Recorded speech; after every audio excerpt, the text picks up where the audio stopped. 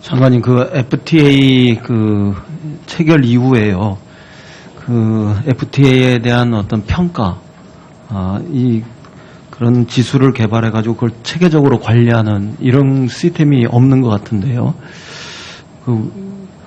다른 경제부처하고 좀 협력해서 그런 그 평가 지수를 만들어서 나타난 긍정적인 그 효과와 부정적인 효과를 좀 살펴보고 부정적인 효과를 치유해 나가는 이런 정책적 시도들을 하는 게 정부 차원에서 옳은 것 같은데요.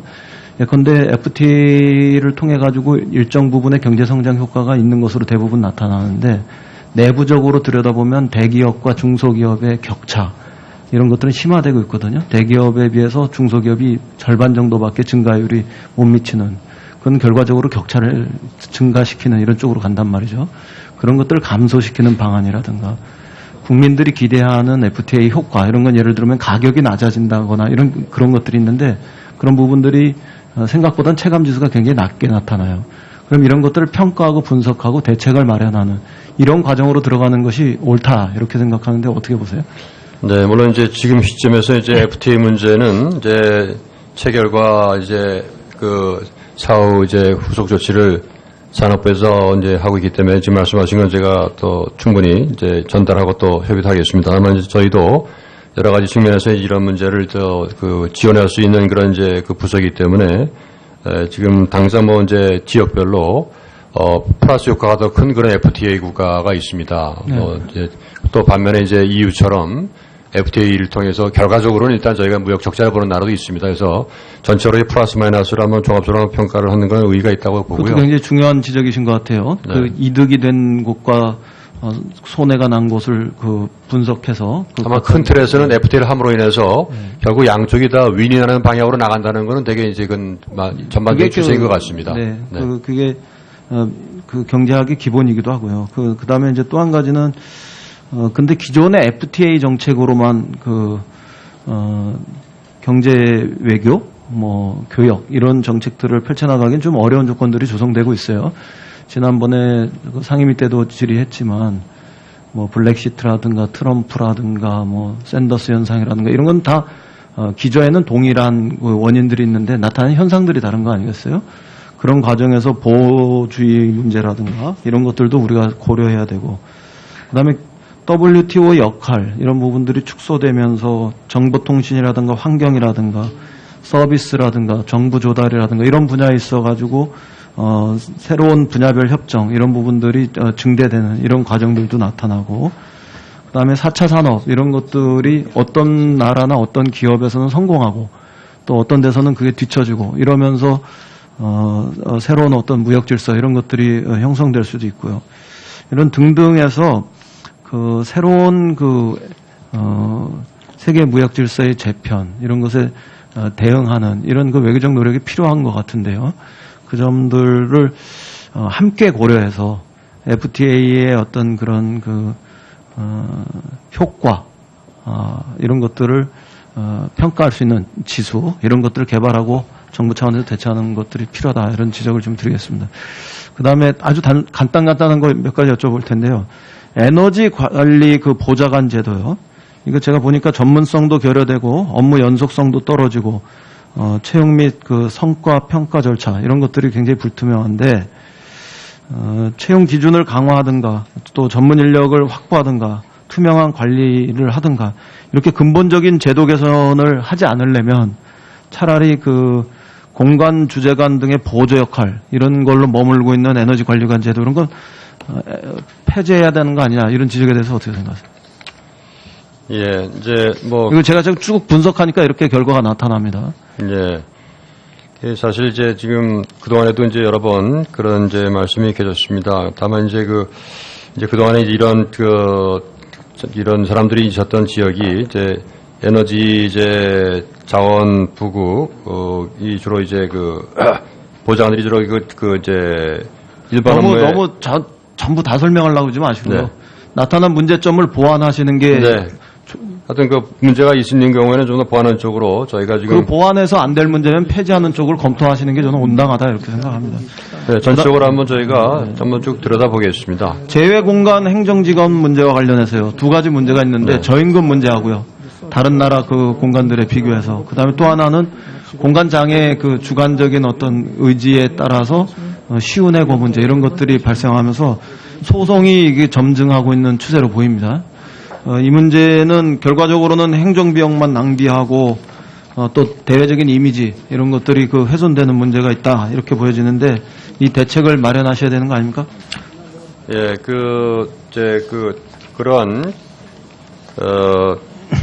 예산 부족으로 인해서 이제 그런 행정직원 이제 관련된 소송이 이제 좀 많이 일어나는 측면이 있고요. 특히 최근에 많이 그런 게 있습니다. 그리고 또 현지 직원들이 자주 교체되다 보니까 현지 노동법령을 또 숙지하지 못해서 이제 발생하는 측면도 있고요.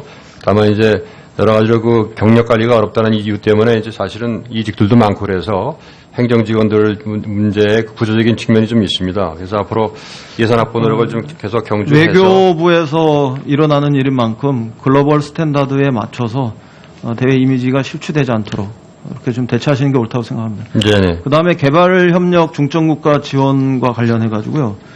이 기준, 선정 기준, 절차 이런 것들이 굉장히 좀 불투명하다 이런 지적이 그 감사원에서도 있었고 또 일부 언론에도 보도된 바 있습니다만 특정한 정권의 실세들이 개입해서 중점국가 선정 과정에 이렇게 좌지우지하는 영향력을 행사하는 이런 부작용도 나타난 걸로 보여지는데 외교부가 예컨대 인도적인 측면이라든가 아니면 환경이라든가 기후라든가 인권 장애, 기아 이런 영역에서는 주도적 역할을 할 수밖에 없어요. 아무리 산업과 자원의 협력 중심으로 경제부처가 평가를 한다 하더라도 그런 측면에서 일정한 그 포션도 유지해야 되고 또 외교부가 우리는 그 분야에서 소극적 역할을 할 수밖에 없어서 이렇게 책임 회피할 수도 없다고 생각합니다.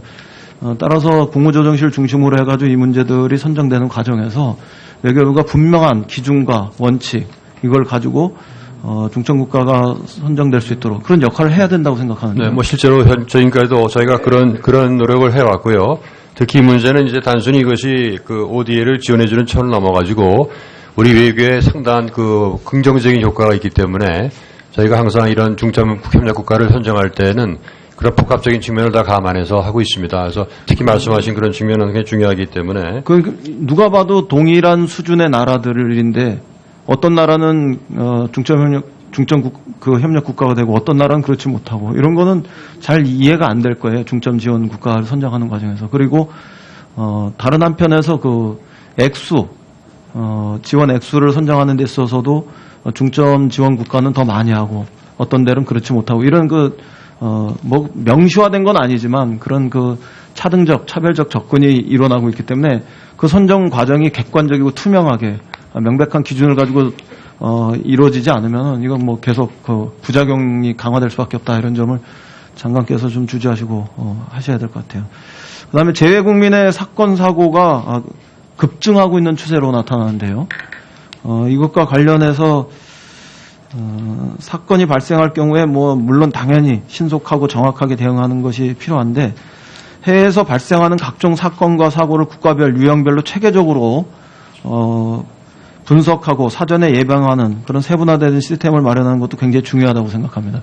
서른 의원님 지적하신 것도 그거의 한 예일 수 있다고 보고 외교부가 그런 측면에서 조금 더 특히 우리 국민들이 지금 해외로 나가는 것이 굉장히 늘어나 있지 않습니까?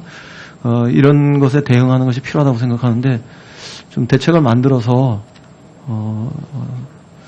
대응하셔야 되는 거 아닌가 싶은데. 네, 아까 원영 의원님 영사무 처리심 업데이트하라는 말씀도 드렸고 또 제가 모두의 1900만 해국민 시대이기 때문에 과거 어느 때보다 이런 재국민의 안전에 대해서 저희가 신경을 많이 쓰고 있습니다. 그래서 사실은 지금도 사건 유형에 따라서 주재국 경찰기관 신고에 조력하는 방안이라든가 또 수사기관에 대해서 공정한 수사를 촉구하는 방안이라든가 각종 피해자들과 연고자 지원하는 그런 여러 가지 이거를 유형별로 하고 있습니다만은 계속 이러한 그 새로운 유형도 있고 또 실제로 또 이제 그런 노력에도 불구하고 사고가 나기 때문에 이런 미비점을 보완하는 노력을 앞으로도 계속 강화해 나가겠습니다.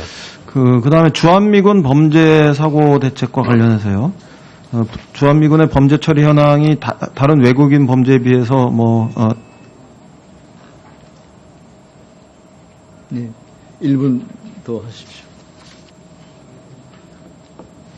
다른 그 외국인 범죄에 비해 낮은데요. 물론 주한미군은 주둔군 지휘 협정으로 인해서 수사, 기소, 구속, 정식 재판 청구 등에 있어서 다른 외국인과 같은 잣대로 적용되기는 어려운 그런 현실이 있습니다. 그러나 아직까지도 외국인과 우리 국민에 비해 주한미군 범죄 기소율과 정식 재판 회부율 이런 것이 낮은 것은 개선되는 방향으로 가는 게 옳다 이렇게 생각합니다. 특히 주한미군이 갖고 있는 주둔군으로서의 지위가 우리 국민들에게 또 다른 외국인들에게 지나친 특권으로 비춰지면 한미 관계 발전에도 도움이 안 되고 미국의 국제적인 이미지에도 별 도움이 안 된다 이렇게 보여주는데 개선 대책은 뭡니까?